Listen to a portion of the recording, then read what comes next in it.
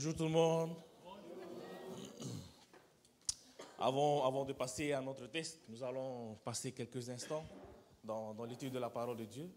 Et nous allons pour cela essayer de réfléchir à une question qui m'est venue à l'esprit pendant ces dernières semaines.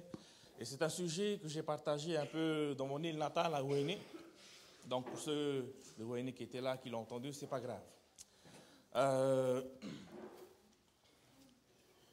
Lorsque vous entendez le mot, l'expression enfant rebelle, à quoi est-ce que vous pensez?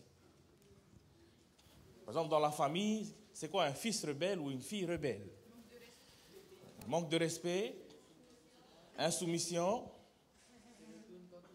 se retourne contre ses parents, insolence. Ok. Dans l'église, c'est quoi un membre d'église rebelle ou un jeune rebelle?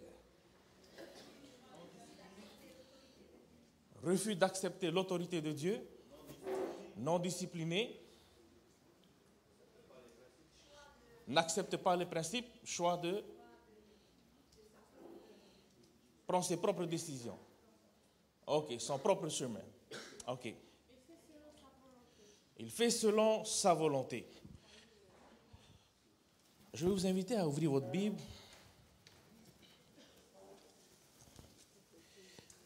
Nous allons voir deux exemples. Et au travers de ces deux exemples, nous allons terminer par un texte qui va définir pour nous ce que c'est qu'un enfant rebelle. Le premier texte se trouve dans 1 Chronique, chapitre 14, et à partir du verset 8. 1 Chronique, chapitre 14, à partir du verset 8.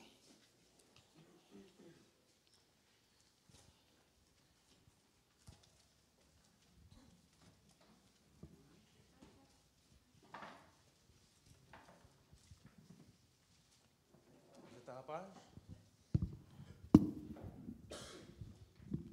Quelqu'un peut lire? Le verset 8.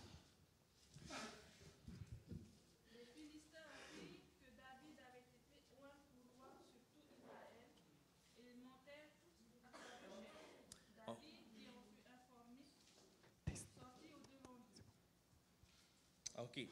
Donc là, dans cet exemple-ci, David venait d'être point roi. Et là, les Philistins ont entendu cela et ils arrivaient pour combattre David et son royaume. Que fait David? Au verset 10. David consulta Dieu en disant: monterai-je contre les Philistins et les livreras-tu entre mes mains?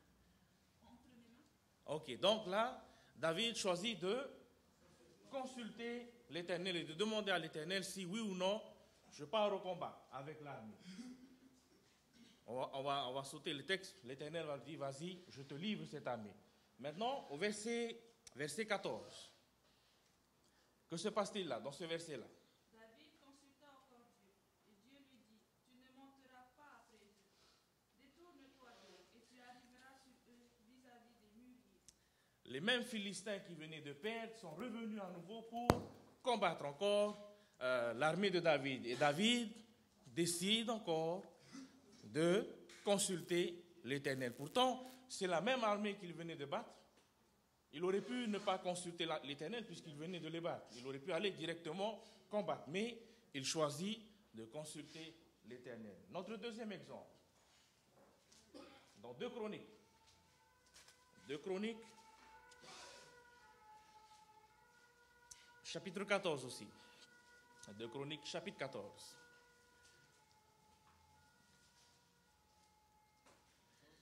Voilà, chapitre 14. Et là, nous allons lire quelques passages. C'est à partir du verset 7. Et là, je vous invite à lire rapidement le texte silencieusement et nous allons discuter. Nous allons voir ensemble ce que dit le texte. On parle de qui là? On parle du roi Asa. Que se passe-t-il? Le roi Asa venait d'arriver au trône et il avait une armée de 300 000 hommes, une bonne armée, solide.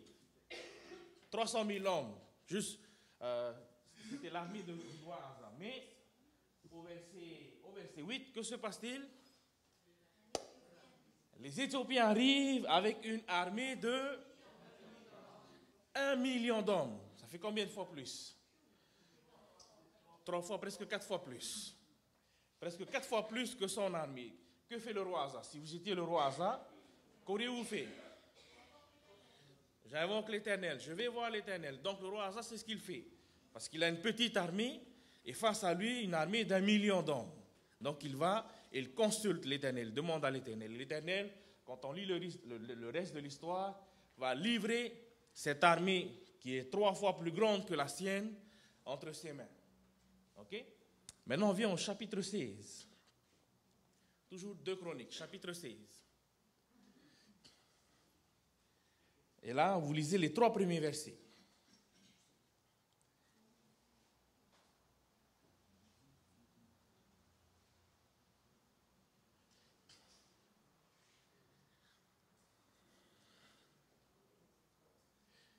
C'est toujours le roi Asa. Hein?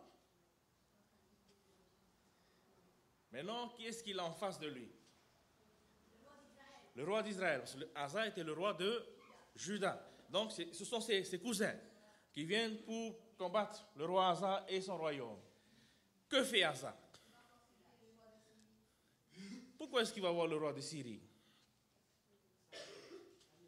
Le texte dit que Israël avait fait une alliance de paix avec le roi de Syrie. Donc, si jamais quelqu'un venait combattre Israël, la Syrie venait soutenir Israël.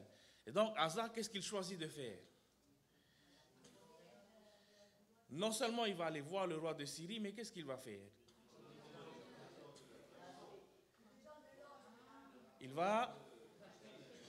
Voilà, c'est quoi le mot en haïtien? Il va... Exactement. Il va aller péter le roi de Syrie pour que...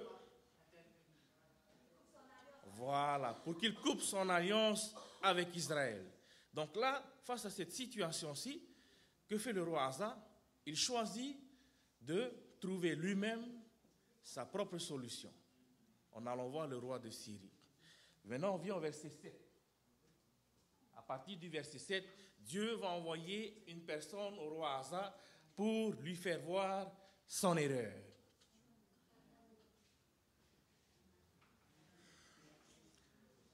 Anani alla auprès d'Asa, roi de Juda, et lui dit, parce que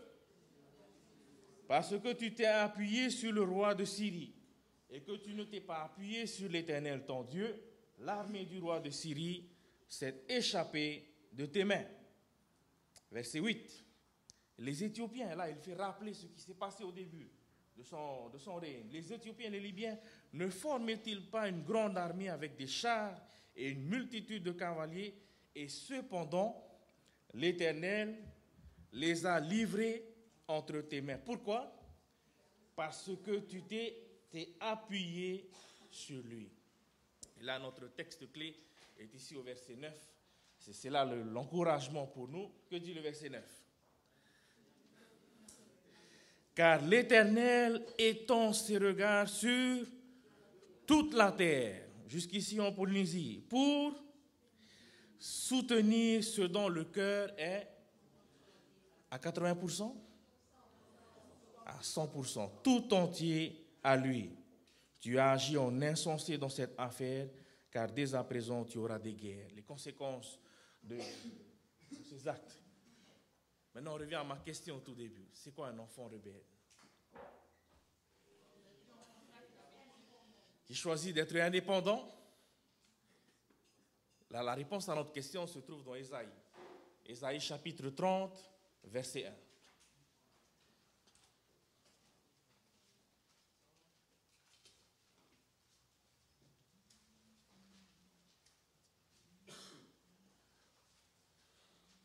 Vas-y.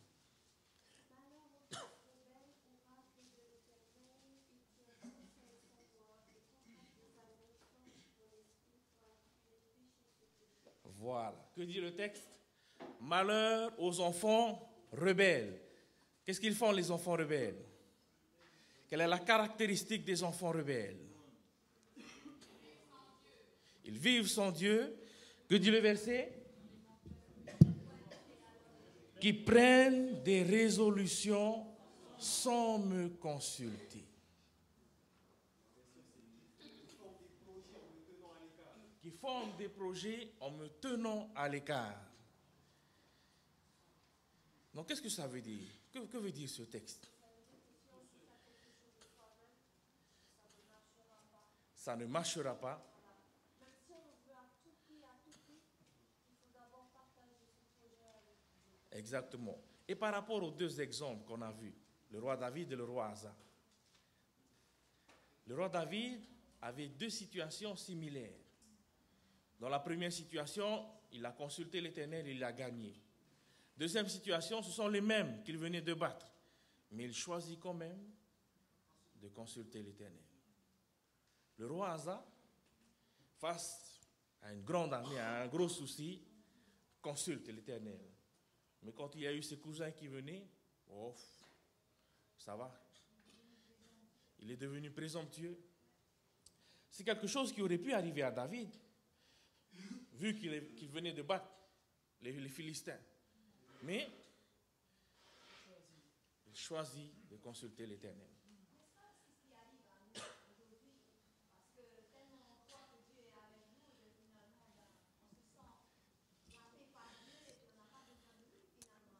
Exactement. Exactement. Et c'est là le message que je voulais laisser pour nous ce matin. Quelle que soit la situation, aussi petite soit-elle, il faut toujours consulter l'Éternel. Toujours. Et ne pas se dire, bon, je peux régler ce souci moi-même. C'est bon. Toujours consulter l'Éternel. Amen.